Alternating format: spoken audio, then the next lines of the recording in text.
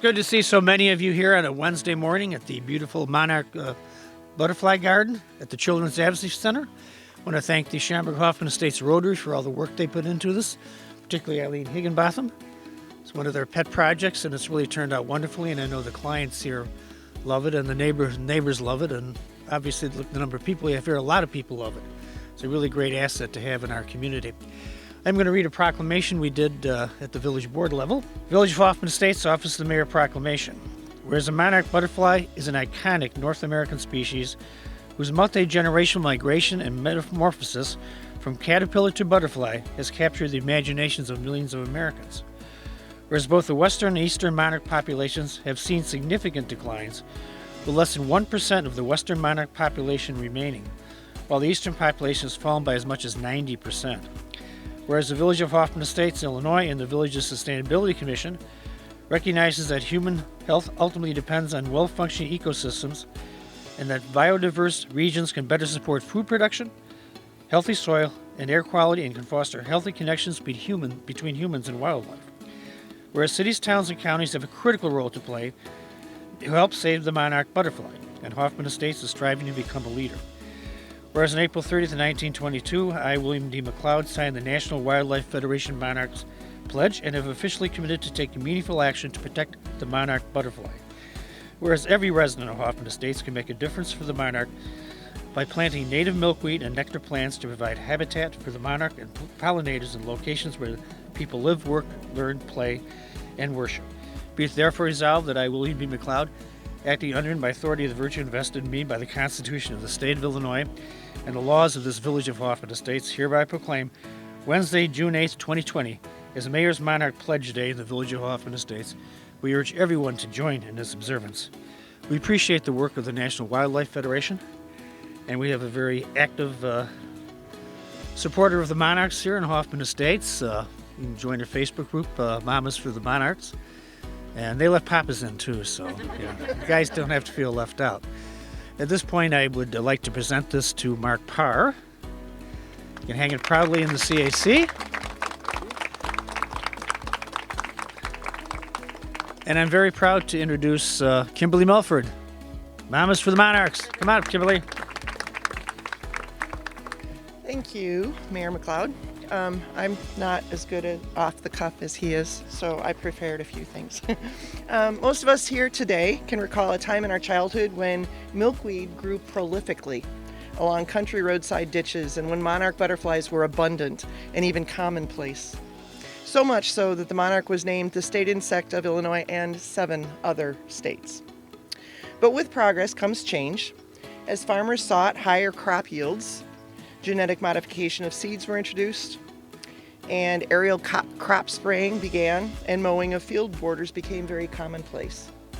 Each of these practices impacted our world of pollinators, not only the monarchs, but the butterflies and their moths and the honeybees. Similarly, someone discovered that a certain type of wood from the oyamel tree in Mexico produced the perfect consistency for making cardboard boxes, particle board, and even very coarse paper. As the oyamel fir trees were destroyed, the numbers of the monarchs that overwintered there declined. It is not a coincidence that this is known as the butterfly effect. Yesterday, a friend gave me a present. You all know Ned. This is a little tiny caterpillar, and I'm going to pass it around actually, if you would. Thank you so much. Monarchs don't show up in force until about the first week in July. But a few drift north as early as now. And last week, a tiny egg was laid on the underside of a milkweed leaf. And yes, the mother of this tiny caterpillar came all the way from Mexico to do that. All the way to Schaumburg. And it hatched a couple of days ago. But what is even more amazing is this piece. This caterpillar's children will stay right here in Hoffman Estates, Schaumburg. And their children will too. And even their children. But through some miracle, this caterpillar's great-grandchildren will develop into sort of super monarch with larger wings made aerodynamically for flying, and it will go all the way to Mexico. The 5th generation. Somehow the monarch species has developed a method of passing that information down through 5 generations without any map or GPS.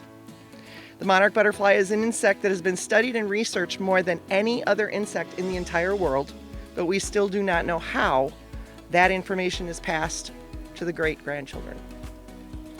But about the time that we're starting to think about our Halloween costumes, those butterflies will begin to head south, gathering along a corridor that stretches through the Midwest.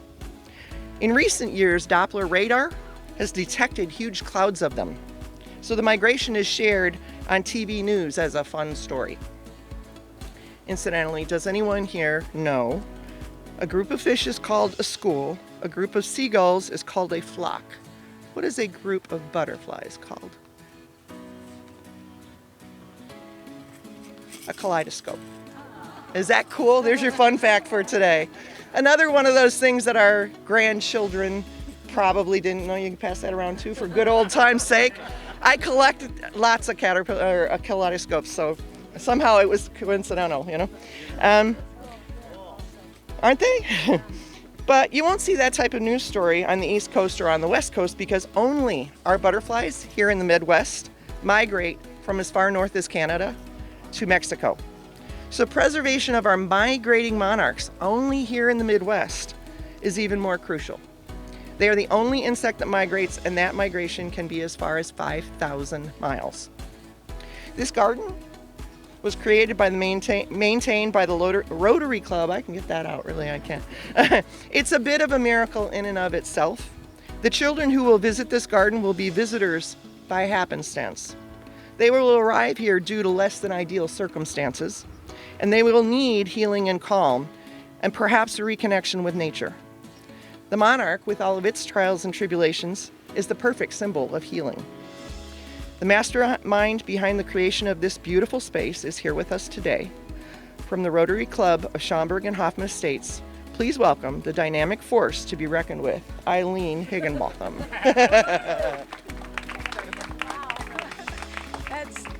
That's a great introduction, thank you. Now, my husband is here. You did hear that, right? I am a dynamic force. Thank you all for being here, and it's wonderful to see so many familiar faces that were here when we broke ground and when we dedicated this beautiful garden.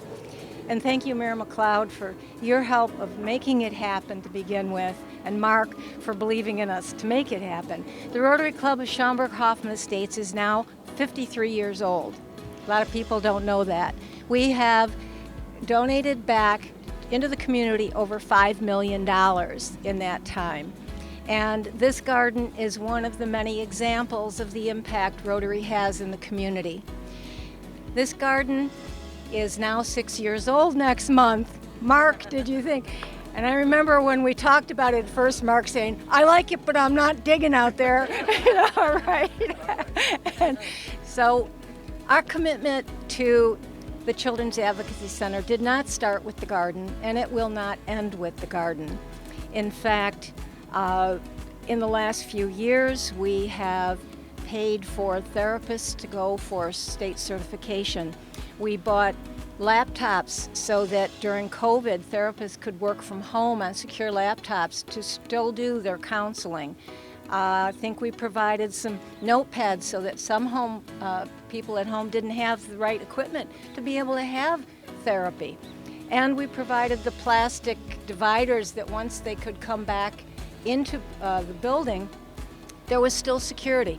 So we're trying to work with our partners to provide what they need. And like the Monarch, which is truly beautiful, but we know it can be fragile, that's the same as a child. And when we talk about, and I just want to get my notes on this because I want to make sure I say exactly the right thing, because this for me is a special moment. Monarchs are beautiful, and they're also fragile, but with the right conditions, they will thrive, just like a child. However, sometimes those conditions aren't right, and that child needs an advocate, someone to help them thrive. For over 30 years, that advocate has worked every day at the national, at the state, and at the local level to be that advocate. He's dedicated himself, to making this place, this world, a better place for children who've been abused. He's left an indelible mark on the lives of thousands. What a legacy. It is my supreme honor and privilege to introduce you, Mark Parr, Director of the CIC. Thank you, Mark. Really nice. Well, thanks for those very kind words, and certainly this day is not about me, but this garden really has become a very special place for all of us. And it's sometimes, I just the other day saw a mom out here while her child was inside being interviewed, kind of just collecting her thoughts, and it happened to be one of the nice days that we've had lately, so just enjoying some time out here. And I think for staff and for clients, it's, again, just extraordinary that we have something like this just steps from our building. So we can't thank the Rotary enough for the garden, for the ongoing support that they've provided, and certainly the village itself. Mayor McLeod and the trustees and our local representatives have all really helped us in countless ways over the time that I've been here, and certainly well before. And I know that'll continue on with Melanie in charge of the center. So thank you everyone for coming out tonight. We can't wait to kind of watch the development of the butterflies as they grow to all those generations that we were just hearing about. And if anybody has any questions or things, I know all of us will be available for a little time afterwards. But thank you all for coming out today.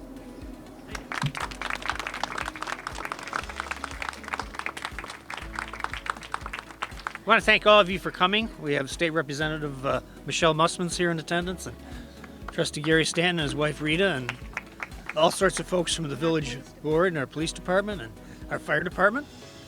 So thank you all very much. Thank you again to the Schaumburg-Hoffman Rotary Club, the National Wildlife Federation, and enjoy your day and enjoy the garden. Thank you all for coming.